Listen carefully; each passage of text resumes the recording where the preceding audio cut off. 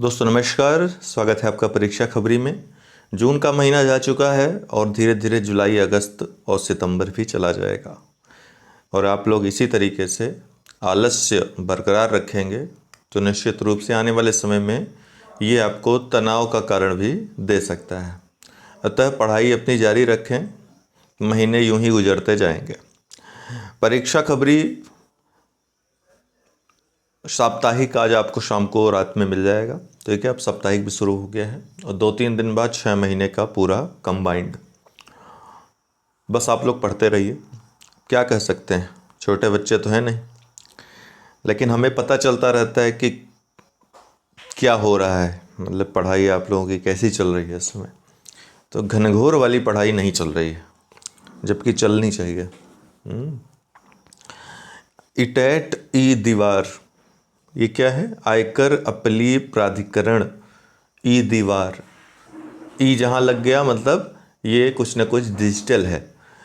तो क्या है, केंद्रीय कानून और न्याय और संचार, इलेक्ट्रॉनिक्स और आईटी मंत्री, 2 मंत्रालय हाथ में इनके, रविशंकर प्रसाद जी के, जिनका ट्विटर अभी हाल ही में ब्लॉक कर दिया गया था अकाउंट 1 घंटे के लिए, ने 25 जून 2021 को आई टेट ई द्वार नामक आयकर अपीली न्यायाधिकरण, इनकम टैक्स अपीलेंट ट्रिब्यूनल का एक ई फाइलिंग पोर्टल लॉन्च किया। अर्थात इलेक्ट्रॉनिक माध्यम से, इंटरनेट के माध्यम से इसको फाइल किया जा सकेगा। तो नाम याद रखिएगा, ये इटैट ई द्वार क्या है? यह नवाचार और सशक्तिकरण को सक्षम करेगा। यह ई फाइलिंग पोर्टल ई टैट के कामकाज में पहुंच, जवाबदेही और पारदर्शिता को बढ़ाएगा। आईएनएस विक्रांत, इसको कमीशन किया जाना है 2022 में। भारत का पहला स्वदेशी एयरक्राफ्ट कैरियर है। क्या नाम है? आईएनएस विक्रांत, भारत का पहला स्वदेशी एयरक्राफ्ट कैरियर। आईएनएस विक्रांत को स्वदेशी विमान वाहक 1 IAC-1 भी कहा जाता है। इस विमान वाहक पोत का निर्माण भारतीय नौसेना के लिए कोच्चि, केरल में स्थित कोचीन शिपयार्ड द्वारा किया जा रहा है। यह भारत में बनने वाला पहला एयरक्राफ्ट कैरियर होगा। बहुत महत्वपूर्ण है। आईएसी का आदर्श वाक्य है, जय मां समयुद्ध स्पर्धा। यह ऋग्वेद के 1:8-3, ये उसका जो है पहले ऋचा का 8वां श्लोक का तीसरी पंक्ति में चीज़ दी हुई है। ठीक है, तीसरे पंक्ति में ये वाक्य लिखा हुआ है, वहाँ से लिया गया है, जय मां सम युद्धि स्पर्धा। ओके।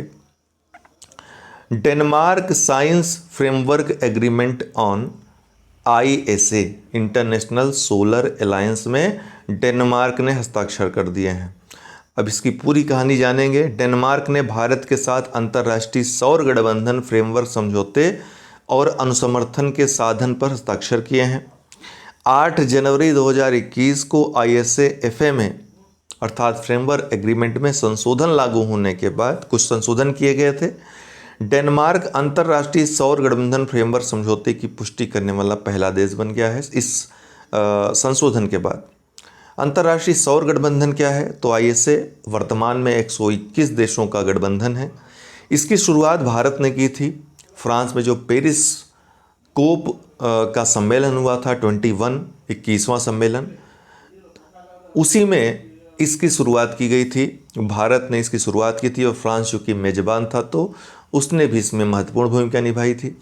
अधिकांश सदस्य देश धूप वाले देश हैं इसके, 121 देशों के, अर्थात जहाँ पर धूप पर्याप्त मात्रा में वर्ष भर आती है, जैसे भारत हो गया, जो पूरी तरह या आंशिक रूप से कर्क रेखा और मकर रेखा के बीच स्थित हैं। यह एक संधि आधारित अंतर सरकारी संगठन है। ISA का उद्देश्य क्या है? तो ISA की स्थापना जीवाश्म ईंधन पर निर्भरता को कम करने के लिए, सौर ऊर्जा की कुशल खपत के लिए काम करने के उद्देश्य से की गई थी, जो कि सौर ऊर्जा एक अक्षय ऊर्जा स्रोत है, हमेशा मिलने वाला, कभी न खत्म होने वाला है, या फिर सदियों तक, अरबों वर्षों तक खत्म न होने वाला ऊर्जा स्रोत है। इसलिए इससे अगर ऊर्जा उत्पन्न की जाए तो अन्य जो माध्यम हैं, जो स्रोत हैं, पेट्रोल, डीजल, कोयला आदि, जिससे प्रदूषण फैलता है, उन पर निर्भरता कम हो जाए तो प्रदूषण के स्तर को, ग्लोबल वार्मिंग को, जलवायु परिवर्तन से आने वाले संभावित खतरों को कम किया जा सकता है। आईएसए पहल का प्रस्ताव पहली बार भारतीय प्रधानमंत्री नरेंद्र मोदी ने नवंबर 2015 में वेम्बली स्टेडियम में अपने भाषण में दिया था। पहली बार इसकी बात की थी। अपने भाषण के दौरान उन्होंने धूप वाले देशों को क्या कहा था? सूर्य पुत्र कहा था। ये सब चीज़ें जब मुख्य परीक्षा में आप कुछ बातों को लिखेंगे, बहुत महत्वपूर्ण, बहुत ही तगड़े पॉइंट्स हो जाते हैं ये सब। चीन 2033 में मंगल ग्रह के लिए पहला मानवयुक्त मिशन को लॉन्च करेगा। कब? 2033 में मंगल ग्रह के लिए। मंगल पर स्थायी रूप से बेस के निर्माण और इसके संसाधनों को निकालने के लिए दीर्घकालिक योजना के साथ मिशन चीन द्वारा शुरू किया जाएगा। चीन ने 2033, 2035, 2037, 2041 आदि के लिए मंगल ग्रह पर मानवयुक्त मिशन भेजने की योजना बनाई है। इजराइल की सीमेंट साइट पर खोजा गया नया प्रारंभिक मानव नेशेर रामला होमो। क्या है इसका? नेशेर रामला होमो। इजराइल की सीमेंट साइट पर खोजा गया नया प्रारंभिक मानव है। क्या नाम है? नेशेर रामला होमो। तो हाल ही के निष्कर्षों के अनुसार नेशेर रामला होमो का नाम तेल अवीव के दक्षिण पूर्वी स्थान के नाम पर रखा गया, जहां पर यह पाया गया था। वह शायद हमारी प्रजाति होमो सोपियंस के साथ 1 लाख से अधिक वर्षों तक रहा हो और यहाँ तक कि इनमें इंटरब्रेड भी हुआ हो आपसी। इजराइल के शोधकर्ताओं ने 24 जून 2021 को यह जानकारी दी है कि उन्हें एक नए प्रकार के प्रारंभिक मानव की हड्डियां मिली हैं जो पहले विज्ञान के लिए अज्ञात थी। 1,40,000 और 1,20,000 साल पहले की अवधि नेशेर रामला मानव का आकृति विज्ञान निएंडरथल और पुरातन होमो मानवों के साथ इसके लक्षणों को साझा करता है। इसके साथ ही इस प्रकार का होमो मानव हम आधुनिक मनुष्यों से बहुत अलग हैं, क्योंकि यह पूरी तरह से अलग खोपड़ी संरचना, बहुत बड़े दांत और बिना ठुड्डी की मुखाकृति को प्रदर्शित करता है। वहीं ठीक इसी समय में चीन में भी एक खोपड़ी खोजी गई है, जीवाश्म खोपड़ी, ड्रैगन मैन, जिसको कहा जा रहा है होमोलॉगी या ड्रैगन मैन। आपको पता होगा कि निएंडरथल मानव को हमारा सबसे करीबी पूर्वज माना जाता है, लेकिन अब ये दावा किया जा रहा है कि होमोलॉगी या ड्रैगन मैन जो है वो हमारा सबसे नज़दीकी पूर्वज है, जिसके बारे में हम कल विस्तार से पढ़ेंगे पूरी जानकारी के साथ। स्मार्ट सिटी अवार्ड 2020 प्रदान कर दिए गए हैं। इंडिया स्मार्ट सिटीज़ अवार्ड प्रतियोगिता, थोड़ा धीरे बोल रहा हूँ क्योंकि गले में थोड़ी प्रॉब्लम है दोस्तों। इंडिया स्मार्ट सिटीज़ अवार्ड प्रतियोगिता 2020 के तहत उत्तर प्रदेश को शीर्ष प्रदर्शन करने वाले राज्य के रूप में स्थान दिया गया। किसको? उत्तर प्रदेश को। अपने आप में महत्वपूर्ण प्रश्न बन गया। मध्य प्रदेश दूसरे और तमिलनाडु तीसरे स्थान पर रहा। सूरत और इंदौर ने 2020 में अपने समग्र प्रदर्शन के लिए सर्वश्रेष्ठ पुरस्कार जीता। समग्र प्रदर्शन के लिए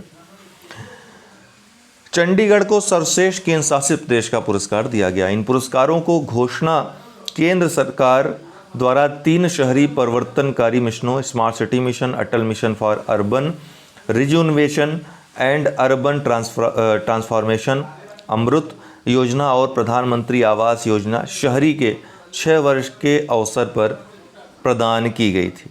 smart cities leadership award Ahmedabad, Varanasi और रांची को प्रदान किया गया। लीडरशिप अवार्ड मतलब ये लीड कर रहे हैं स्वच्छता के मामले में, स्मार्ट सिटीज़ के मामले में। तो ध्यान रखिएगा, यहाँ से कुछ महत्वपूर्ण बातें आ सकती हैं। प्रदेश में पूछा जाएगा तो उत्तर प्रदेश, ठीक है, राज्य में, और दूसरे स्थान पे मध्य प्रदेश, तीसरे स्थान पे तमिलनाडु। वहीं अगर शहरों में पूछा जाएगा तो सूरत और इंदौर ये नंबर 1 स्थान पे रहे। केंद्र शासित प्रदेश में पूछा जाएगा तो चंडीगढ़, ठीक है, और लीडरशिप अवार्ड में पूछा जाएगा तो अहमदाबाद, वाराणसी और रांची, जिसमें उत्तर प्रदेश का वाराणसी भी शामिल है। ठीक है, तो थैंक्स फॉर वॉचिंग। आज के लिए इतना ही। बहुत बहुत धन्यवाद।